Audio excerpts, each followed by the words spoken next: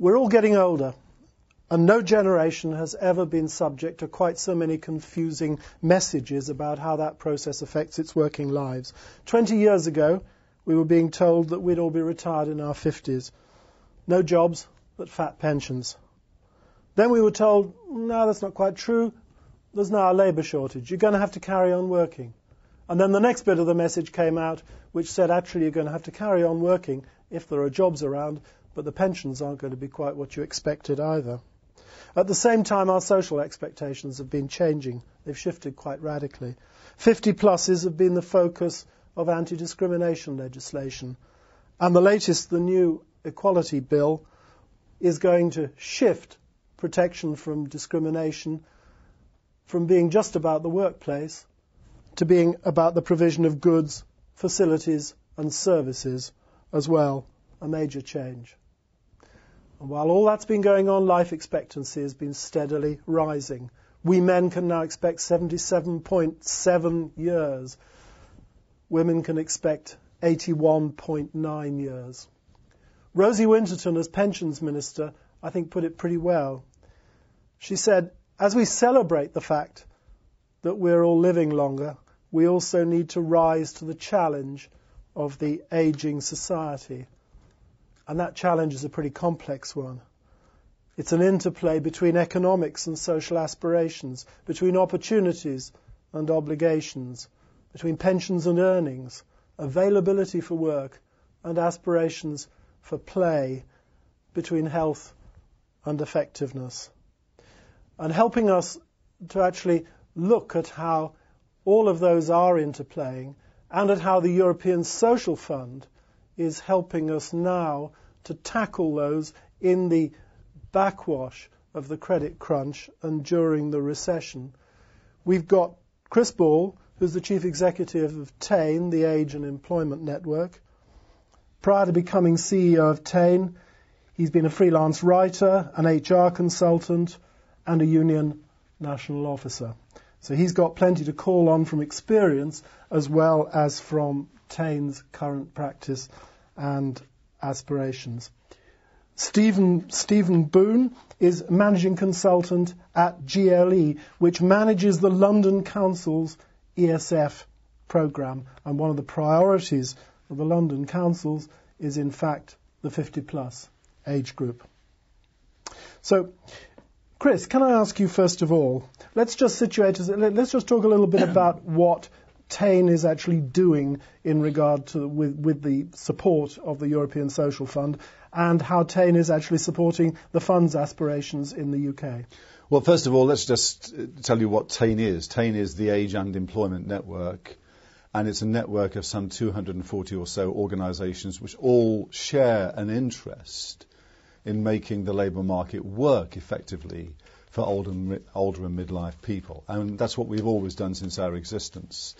And of course, we're interested in making all sorts of things work better, including the back-to-work aspects of the labour market.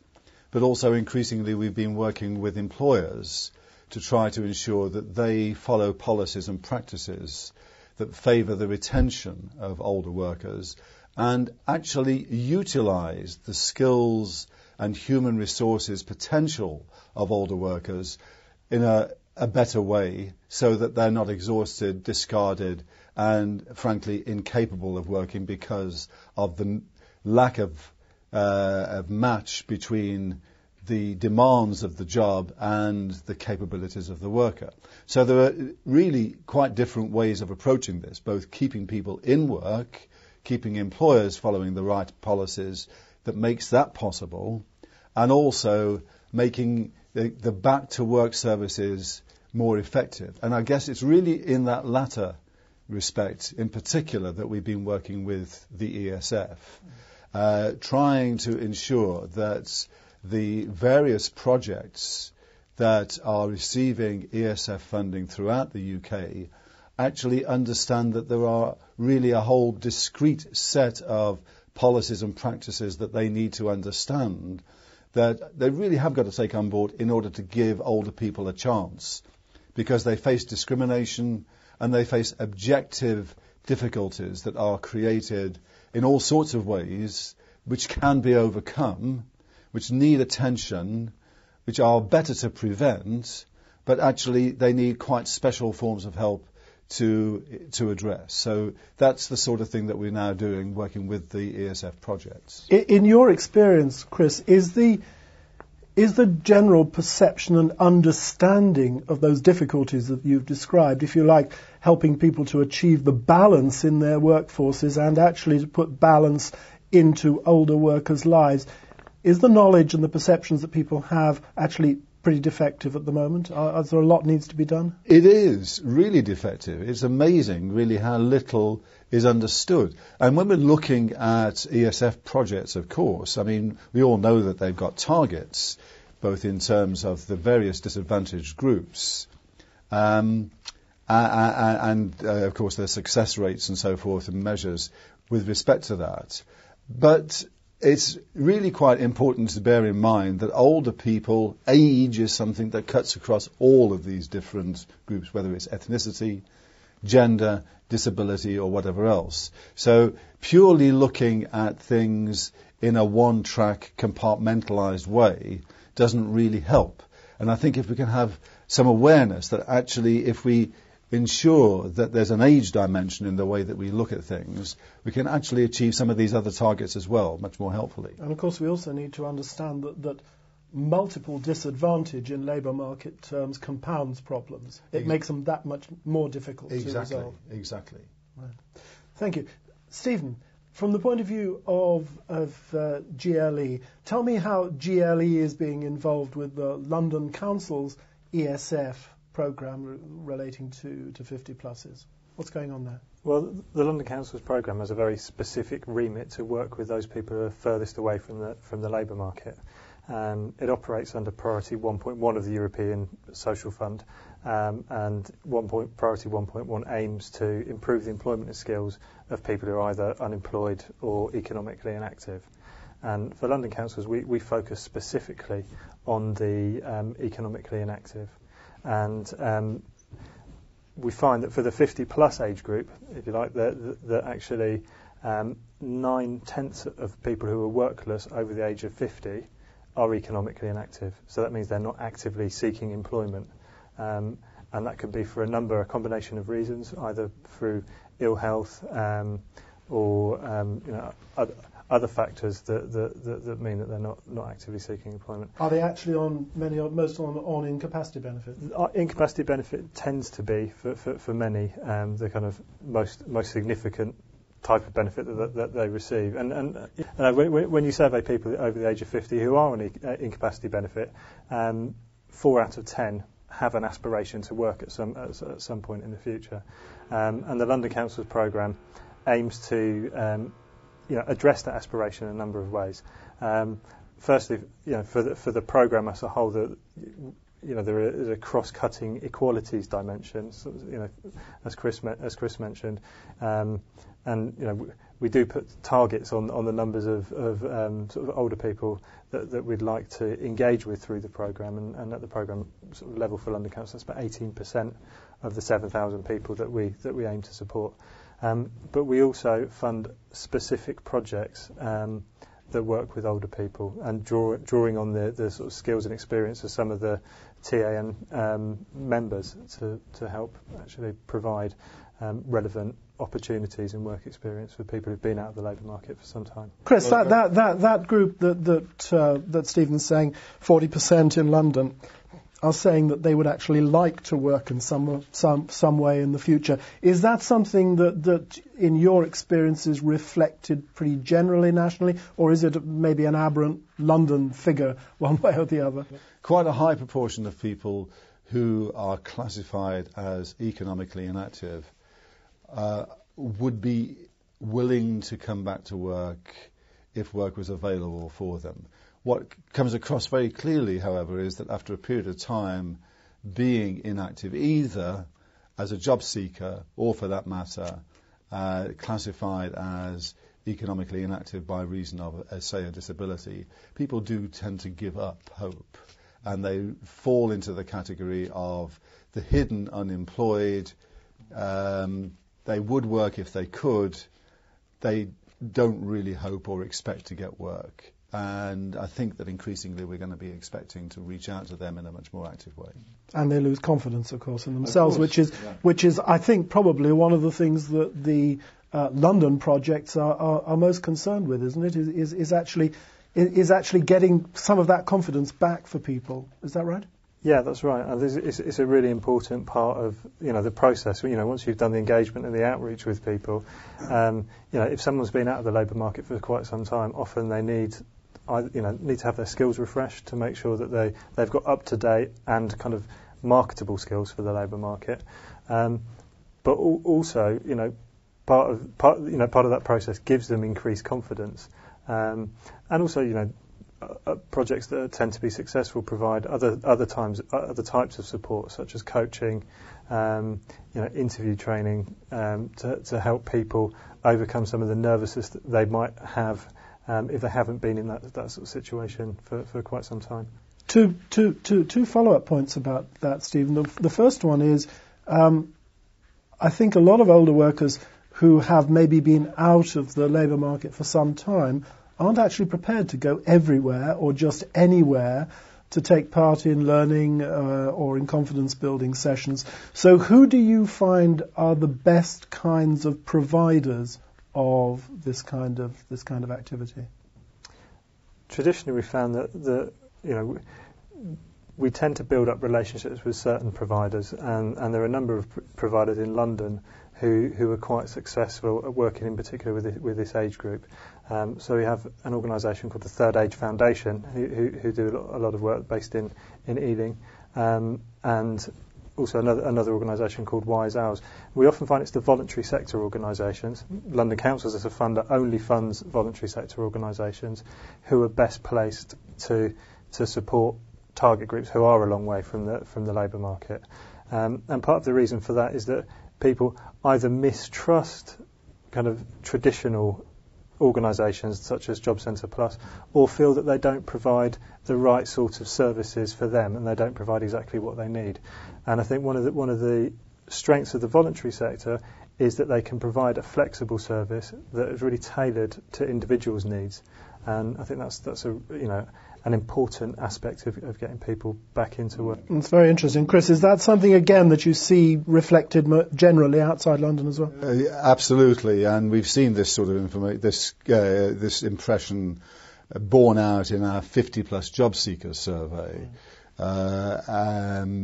People feel actually that the services that are provided both by Job Centre Plus and actually by the private sector fall a long way away from the kind of specific forms of help that they need. So much has been focused, by the way, on the young, which is good news and entirely appropriate, but there's also a need to focus specific forms of assistance on older workers.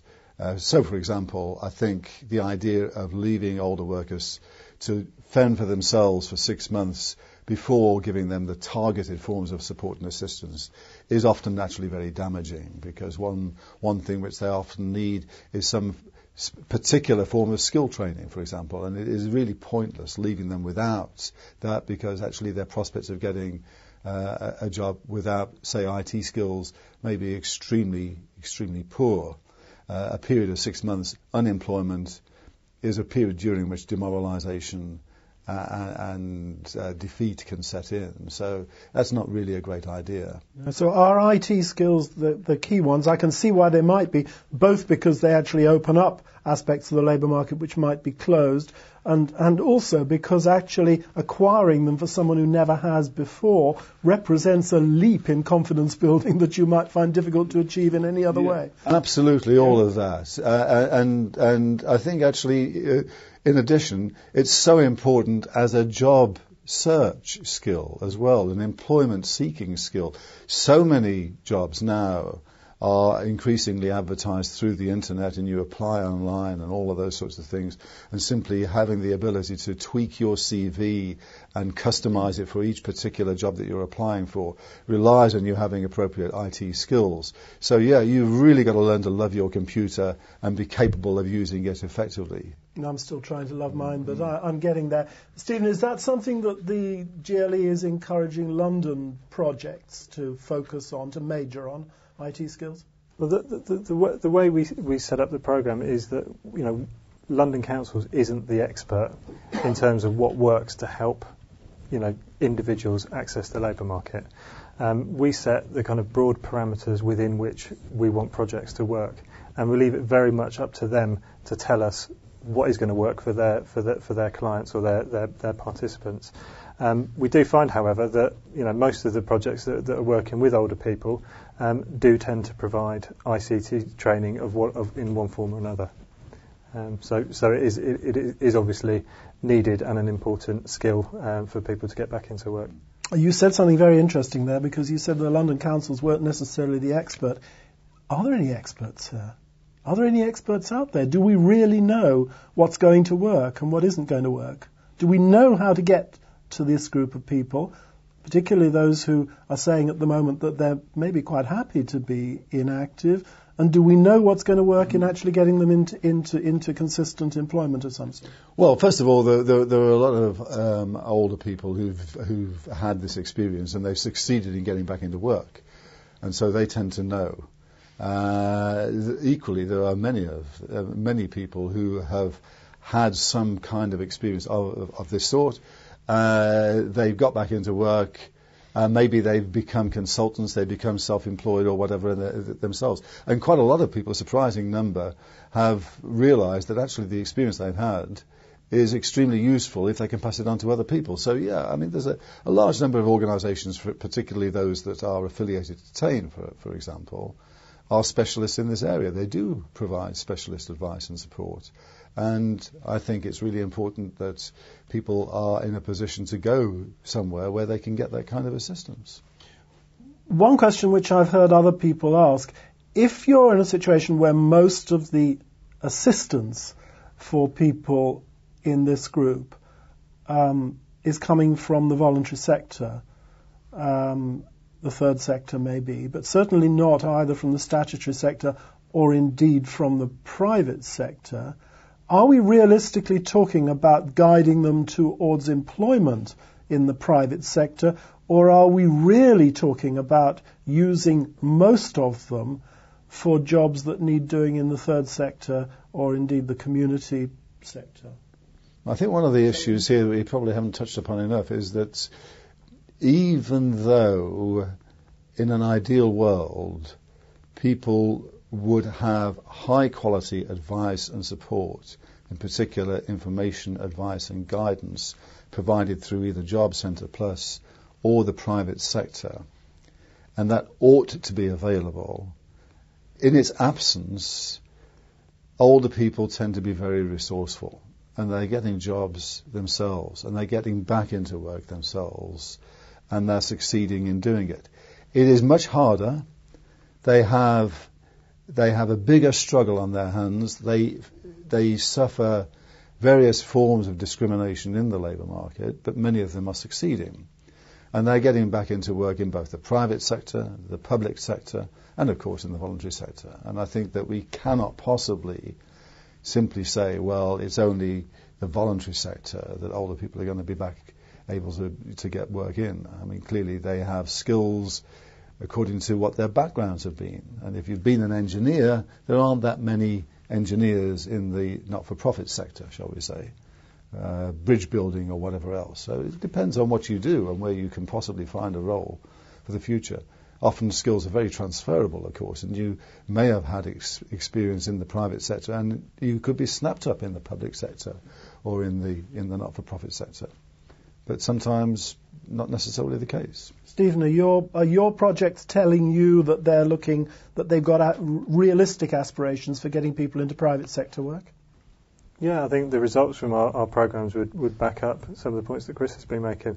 There isn't necessarily a correlation between having received support to help you into work from a voluntary sector organisation and going into the voluntary or public sectors. We see people going into a range of different types of jobs in different sectors. Oh, it sounds like McDonald's ought to be falling around your neck for staff at the moment if they actually read their own research or their own sponsored research, that's for sure. Okay, we've come through that discussion. I think to a point where you've actually described to us how the situation has been changing and has changed on us, how we've been adjusting our focus to a very new sort of labour market during and after the recession. In fact, I think, Chris, that TAEN with ESF is running quite a major conference this month on how the ESF can help older workers through the recession. So what's changed and how do we cope with it? What are you going to be telling them at that conference? Well, we've got a range of speakers who will all be bringing out a message that is particularly relevant to older workers and especially relevant to the downturn. We've got employers, we've got information, advice and guidance professionals, and in many ways, I suppose, the real essence of the message is that there is great value in older workers, have belief in them. They also have particular needs. These needs need to be specifically borne in mind. Please don't give up on older workers. Please try to make them available for the jobs that are there, bear them in mind. Please give them the support that they ought to have. I think in terms of employers, the conversations that we're having with employers in a slightly different context to the ESF discussions, but certainly discussions that ought to be taking place more with them, are about not allowing the inevitable changes that will take place during the recession damage their prospects for success after the recession has ended. And that is a great deal to do with sharing knowledge, keeping scarce and important knowledge and skill inside the organisation, the merits and advantages of age diversity, the benefits that having an age-diverse workforce brings, all of those sorts of things, and then leading on to specific ways in which particular companies and organisations have tackled the problem of managing change, often losing headcounts, whilst at the same time keeping the sorts of people that they need on board within the organisation. That can range from a whole variety of forms of flexibility to encouraging people to take time out for training and career development and so forth. So, in other words, thinking of redundancy as the last alternative rather than the first option, and trying to avoid it. And doing that often in a very collaborative and creative way with the unions that I think in this recession have been extremely positive about redundancy avoidance rather than simply going in and doing a deal. Now, I was about to ask you, you're a former union official yourself. What are you telling the unions or asking the unions to do currently? Well, I think the unions don't need to be asked, actually. I think that they can see the sense in keeping their members in jobs. They've always wanted to do that, but I think that the willingness by employers to have those sorts of discussions has not necessarily been evident. And certainly when we go back to the 1980s recession, I remember very well that the government was giving premier quite substantial sums of money to employers to encourage them to tell their workers to take early retirement options in the hope that that would create jobs for younger people. I'm afraid that it wasn't a particularly successful policy intervention. In fact, quite small numbers of younger people got jobs as a result of that. But it was extremely destructive as far as the economy was concerned, and it helped to create an early retirement and redundancy culture that I'm afraid persisted for a long time afterwards. So a serious adaptation to change going on at the national level and at the policy level.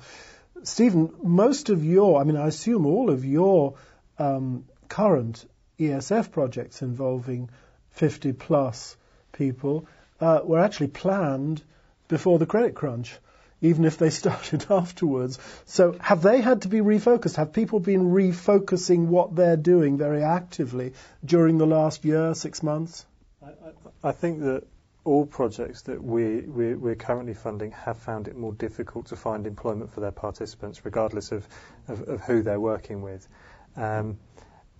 and as people with kind of more up to date and recent skills come into the labour market, if you have multiple barriers to entering employment, it becomes even more difficult to actually find work. But in terms of refocusing the types of activities that London councils will fund, the underlying problems still persist for people who are a long way from the labour market.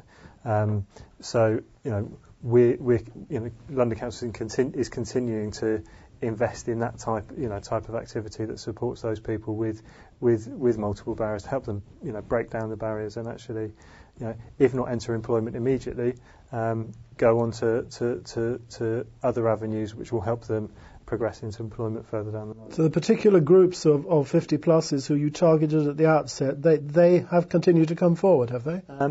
Well, London Councils took a very specific approach to its first round of funding under the 2007 to 13 ESF programme. We'd done some research that showed that carers and former carers, actually the largest age cohorts of carers and former carers were over the age of 50, and they face very specific barriers to entering the labour market because they had to be removed from the labour. They were removed from the labour market due to their caring responsibilities. So we decided to fund a number of projects that worked with those very specific groups.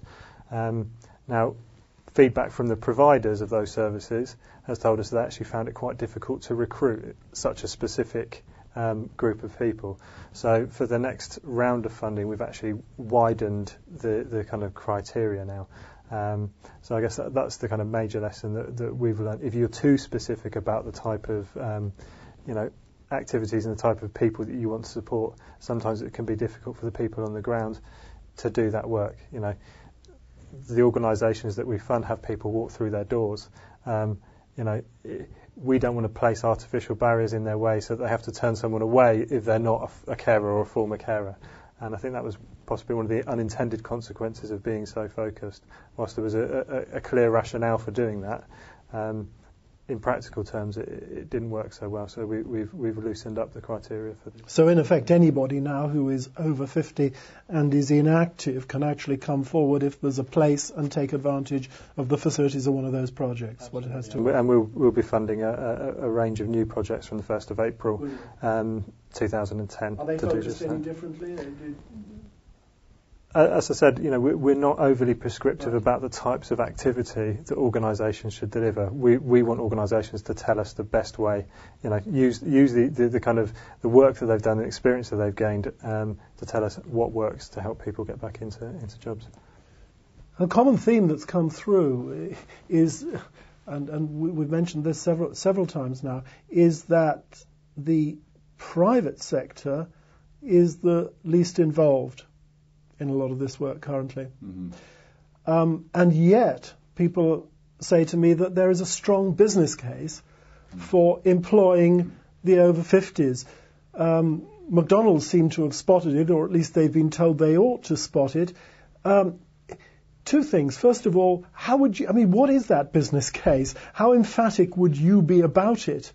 And what do you think we can possibly do to get that business case across to employers, if it's as valid as you say it is? So what is it? What is the business case? Well, all organisations need talent and a sustainable way of passing on talent and knowledge in their organisation. And it is so often the case that organisations can do that most effectively by having people who are experienced working together with people who are less experienced so that they learn. We need to create learning organisations. And we also need to bear in mind the shape of the workforce to come.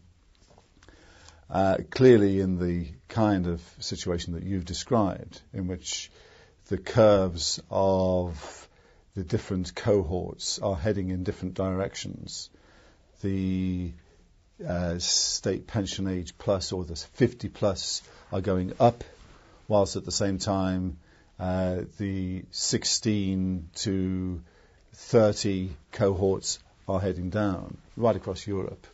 And in the context also of increasing life expectancy, it makes a great deal of sense for employers to be making much more use of the people that will be there.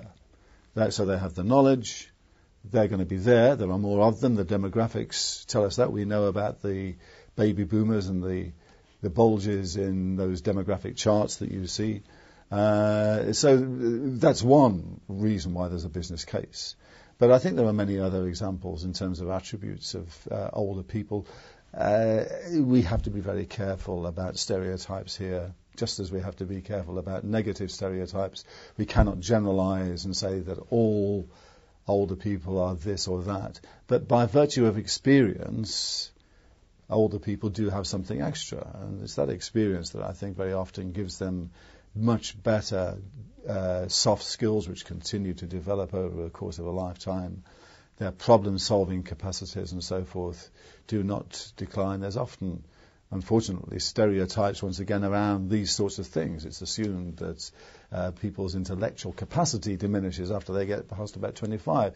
But none of these things, or very few of these things, seem to be true or true in any meaningful or useful way.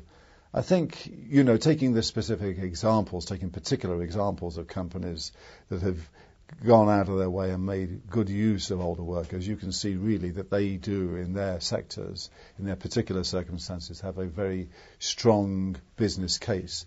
The engineering company, Faron Engineering in Germany that we spoke to, that went out of their way to recruit older engineers because there was a huge shortage of engineers in Germany. And they advertised for older engineers. The call centre company in the Midlands that couldn't recruit and retain call centre workers, they went out of their way and recruited older call centre workers and trained them specifically to do the work. So those are good examples of companies that have used older workers. And the GLE is concerned with the development of the London economy as a whole, isn't it, Stephen? So if we can branch out a little bit more, does the GLE have a view, in fact, about its older workers, London's older workers as a whole? Are there policies to actually extend their use, to actually keep people in work, to maybe to look for further employment creation from them? I don't know. Well, I think, GLE, just as much as any other company, is faced with the kind of economic realities and the realities of the labour market. The 50-plus cohort will continue to make up a significantly larger proportion of the labour market if GLE or any other company doesn't employ people over the age of 50-plus, over the age of 50. We're going to be reducing the pool from which we can draw to do the work that we need to sustain the business. It's quite a clear, simple business case from my perspective. Question that's been lurking around in my mind as we've been talking about the 50-pluses as though they were an entirely homogeneous group, and they are split up into men and women. Mm-hmm. Are there any differences in the way that you perceive either the problems or the opportunities as regard men and women within the group? Well, I think that men tend to see the job as something that is much closer to their identity and self sort of their opportunities to achieve in life and so on are much more tied up with the job than perhaps is the case as far as women are concerned. Obviously, that's changing to some extent, but women have traditionally had the option of falling back on the family, so that if, for example, younger women become unemployed, they may well take that as an opportunity to start a family. So that's one thing. Older women, when they become unemployed, or if they're of a certain age, they have other caring roles that they're more typically likely to engage in than men, although plenty of men have those sorts of roles as well. Women, I think, for a whole variety of reasons, tend to be much more ready to do part-time work than men do. It means that the options that are available to women are often more varied, and the possibility of remaining in the workforce is greater. You're finding at the moment that actually there is an increase in 50-plus workers, particularly women. The numbers of 50-plus people in work is on the increase, but more activity amongst 50-plus women. So that's many of the reasons for that probably associated actually with men losing their employment and the changing circumstances of the family, particularly with the financial crisis and so on, savings declining in value, pensions not realising what they used to, what might have been expected for them and so forth. But yeah, there are those sorts of differences indeed. I think also there are more flexible working opportunities for women. For women, and women have tended to access those type of flexible employment opportunities more readily than men. So that could be a contributing factor to that increase in. Are you finding, Stephen, that more women or more men are coming forward to take advantage of the ESF opportunities, project opportunities around in London? Is there any pattern there at all? For us, if we're talking at the kind of programme level, yes, more women than men are accessing the London Council's ESF programme. I think the last time I checked, it was about 67% of all the participants on the programme were women. Is that because going through voluntary organisations, you are in fact dealing with organisations who have an established clientele of women who come together for other purposes and are maybe more clubbable, if that's a word I can use? I don't necessarily think that's the case. It's more the focus of the London Council's programme is on the economically inactive or people who aren't on benefits, and those tend to be women more than men. Levels of unemployment are higher amongst men than they are amongst women. So it's more of a reflection of who we're working with, and we're working with those people that are furthest away from the labour market. Okay. Let's just look for a minute at the short and the medium term. Let's imagine you've got on the one hand a pot of money you want to spend, and on the other hand you've got a bunch of politicians or policymakers who are very ready to listen to whatever you have to tell them about what they should do next. How would you use those two? What would be your priorities? Either of those two, if you like it, or both. I think one of the first things that we need to do is to make sure that the back-to-work services that are there for people generally address the needs of all of the different age cohorts.